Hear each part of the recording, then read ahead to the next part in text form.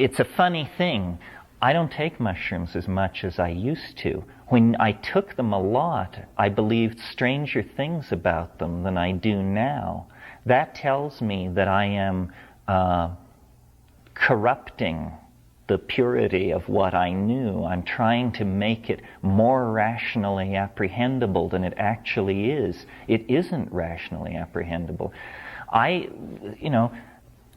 It's pressure on the imagination to imagine what could be going on. Is it possible that the mushroom is a technical artifact? Can we conceive of a civilization so sophisticated that this would be a machine that they would make? And when you start looking at the mushroom from that point of view, it's weird how it cooperates, because mushrooms grow from spores. Spores are very, very small. They have an outer shell, which is one of the hardest materials to occur in organic nature. It achieves its hardness through an extreme electron density, an electron density so great that it approaches that of gold, an almost superconducting metal. What does that mean? It means that if this spore were suspended in a high vacuum with an electrostatic charge, that it would form global currents on itself, on the surface, that would repel incoming radiation up to a certain energy level. In other words, the spore looks like something evolved to survive conditions very similar to outer space.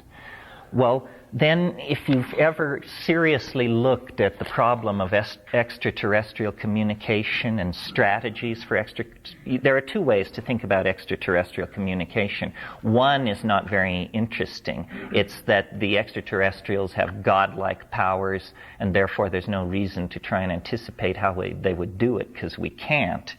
But if you take the other view, that the distances between the stars are real, that the speed of light is a fairly high barrier, and so forth. Now, what kind of strategy would you construct if you were trying to explore the universe for life? I think you would find a way to build tiny spaceships, hundreds of millions of spaceships, say 1 micron in diameter, and then you would just disperse them as an aerosol into deep space where light pressure and this sort of thing would move them around, and you would do it in such numbers that some tiny percentage would eventually reach habitats with sufficient nutritional and temperature regimes that they could grow, and then influence that biosystem, eventually to the point where it's called the phone home strategy. You can't search the entire universe for life. You have to send out a message which says, if you are reading this message, call the following toll-free number for further instructions. And that's what the mushroom seems to be saying. It's saying, if you are an intelligent life form, plug in the following toll-free number for further instructions. Now, it's interesting, there is a Gnostic sect in the Middle East, a quasi-Gnostic sect that has survived into the present day called the Mandaeans, or Mandaeans, who live in the swamps of Iraq and Iran. They have a belief, which they have kept intact for 2,000 years, in a Messiah. But it's a strange Messiah. He's an engineer. He builds a machine. He doesn't have a teaching. He builds a machine for transmitting souls back to their higher and hidden source beyond the pleroma of appearances. And this is what the Mandaeans wait, is the Messiah with the blueprint for the soul transmitting machine. The fact that inside the mushroom is all this UFO stuff, the strangest things happen when you begin probing the practical details related to the UFO phenomenon. They get very nervous.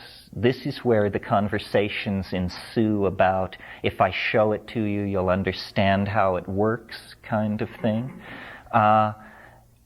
So I don't rule out the possibility that we actually are dealing with an other that has, and I think, what ticks me off or irks me about all the other extraterrestrial scenarios is that they're so mundane.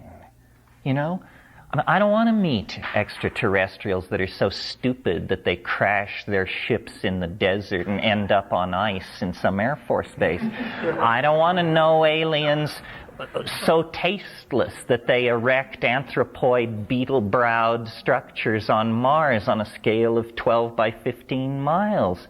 We got enough bad taste as it is. We don't need that kind of thing. An extraterrestrial is, you may bank on it, going to be subtle. The trick will be to recognize it. They're not going to appear with a trumpet blast in ships the size of Manhattan over every city on Earth. It won't be like that. It's subtle.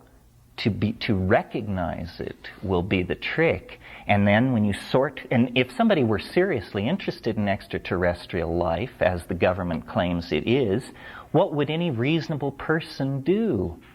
They would make a full catalog of terrestrial life and see if there's anything in there that stands out, that doesn't look right, that may be, tracked in mud from somewhere else. Well, how about it? What is psilocybin? Psilocybin is 4-phosphoryloxy NN-dimethyltryptamine, the only 4-phosphorylated indole in organic nature on this planet. It's sticking up like a sore thumb. There is no other 4-phosphorylated indole on this planet. So what is this thing doing in the genome of this higher organism? I think, that the experience of the mushroom is sufficiently peculiar that it's the best candidate around for being a true other. And, once we accepted that, it wouldn't seem that surprising. Science would explain to us how we should have known this all the time, and that, of course, stuff was drifting in here.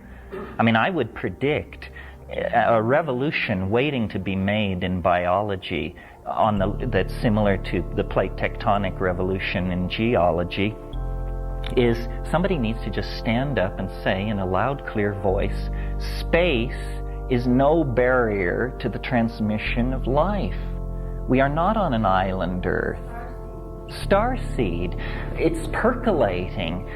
Even at light pressure, if you released an aerosol cloud at some point in the galaxy of spores, by light pressure and radiation pressure alone, those spores could find their way to every other part of the galaxy in less than 200,000 years. Well, the universe is old. 200,000 years is nothing. So we are living on an island. Granted, space is a barrier, but life is drifting in here all the time.